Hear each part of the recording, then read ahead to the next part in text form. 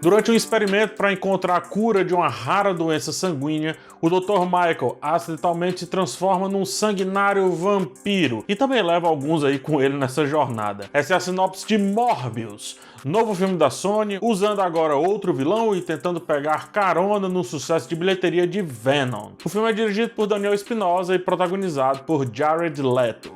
E também tem o Matt Smith, que foi um Doctor Who e tá agora na nova série do Game of Thrones. Antes de continuar, só te pedir rapidinho pra se inscrever aqui no canal e também deixar o like. O like, cara, é uma atitude super simples, porém extremamente importante pra mim e o meu trabalho aqui continuar acontecendo tranquilamente. Muito obrigado.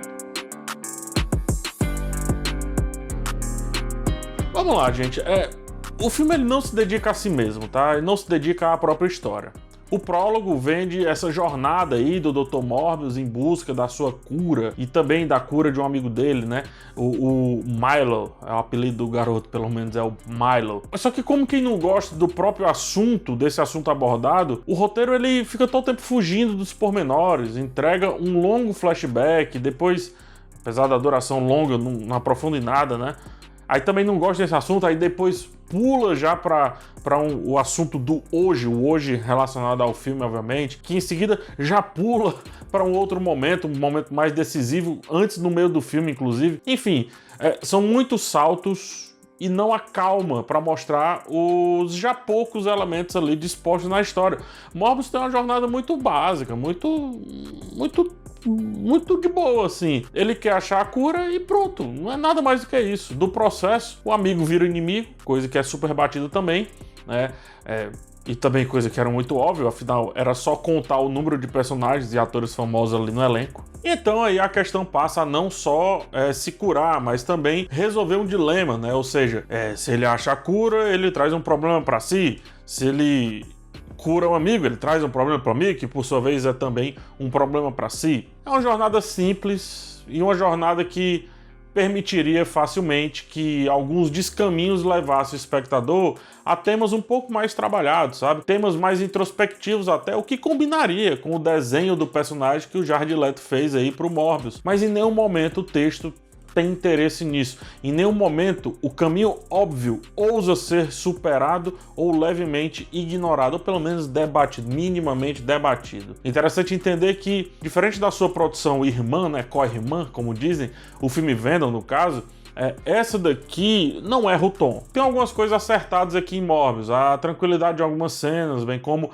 a ideia de querer contar uma história autocontida, acho que poderiam se bastar e ensinam um pouco onde estão os bons momentos do filme.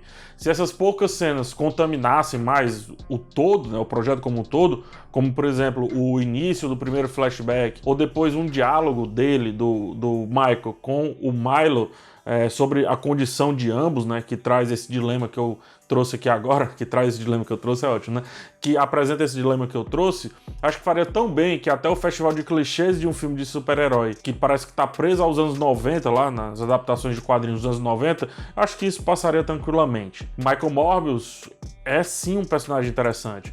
A persona meio roqueira, meio desleixada, que funciona muito bem aí pro Jared Leto, poderia sustentar esse filme. Porém, mesmo um filme sendo dele, ou melhor, sendo sobre ele, né, e tudo ali existindo porque ele é quem manda naquele contexto, há um esforço muito grande para tentar tirá-lo do seu óbvio espectro de vilania, ou até de um certo anti-heroísmo. Em vez de aceitar o Morbius e toda a sua complexidade em ser aquela criatura cheia de dilemas, cheia de discussões de si, o que é ser bom, o que é ser mal e etc., dilemas esses que conduzem o seu alter ego a caminhos sombrios e tortuosos, o filme resolve travar uma guerra em tentar fazer Morbius ser outra coisa muito longe do que é a sua essência, sabe? Aí eu me pergunto, pra que então contar essa história? Não é melhor contar a história a partir de outro personagem? Cria um personagem, busca um personagem mais parecido com o que essa história aqui tá querendo abordar. Não me faz tanto sentido, sabe? Você rasgar e destruir a essência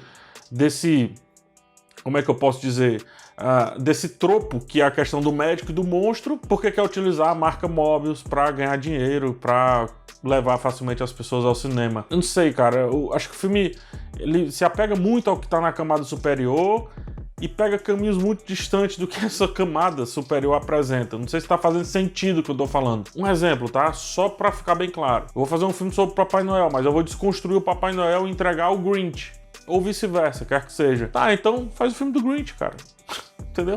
Mesmo assim, não são as soluções fáceis que desequilibram o todo, nem mesmo a constante fuga de si e dessa sua essência, né, que eu apontei agora, mas é a estranha capacidade de conduzir a jornada do protagonista de maneira frívola, como se os caminhos escolhidos precisassem de tanto sangue quanto o personagem principal precisa para sobreviver. É como se tivessem desistido do filme e por isso tivessem enchido-o daquele mínimo necessário para dar certo, ou pelo menos para ser lançado, e daí partir para um próximo. Sabe quando você está fazendo um texto, alguma atividade, e começa com muito carinho, muita assertividade, mas cansa ou simplesmente enjoa daquilo ali, né?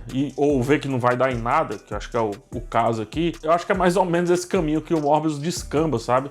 Tirando qualquer impacto do final, tirando qualquer impacto das cenas pós-créditos e destruindo qualquer chance do filme se sustentar enquanto algo que tem um começo, meio e fim funcionando para um ideal e um ideal apenas. Não existe tema maior, não existe ideal firme, não existe destino que usufrua do que o próprio filme projetou lá no seu início. Olha só, a amizade do Michael e do Milo acho que é o reflexo perfeito de Morbius. Existe, tá ali, foi construída a partir de soluções simples, mas foi construída, e depois se destrói continuamente quando bastava um papo, sabe? Bastava um entendimento de algo além ali do óbvio. E o pior é que essa é a segunda vez que acontece na carreira do Daniel Espinosa. No filme Vida, de 2017, lá com o Jake Gyllenhaal, a proposta era uma e o destino foi outro, completamente diferente. Como se existisse uma falha de comunicação ou um desprendimento de como o filme foi planejado e como ele foi feito. Do meio pro fim tudo muda, né? Tudo mudou no caso, e nada de antes ali parecia compadecer com os novos rumos.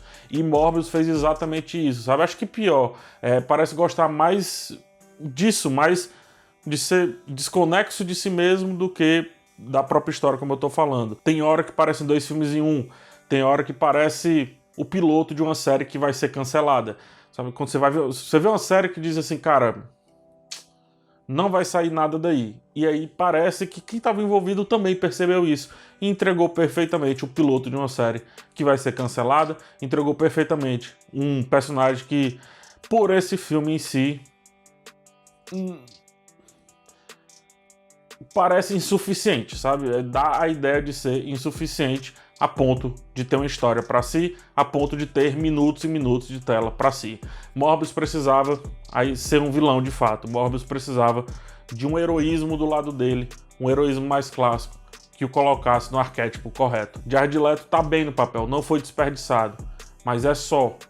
E é uma pena, né? Porque quando ele tava mal no papel, tinha algumas coisas funcionando ao seu redor, no caso a Arlequina, e eu tô falando dele enquanto Coringa. É um filme muito desconexo, mas fãs de Venom tem tudo pra gostar do filme, né? Afinal, do que os fãs de Venom não vão gostar, convenhamos.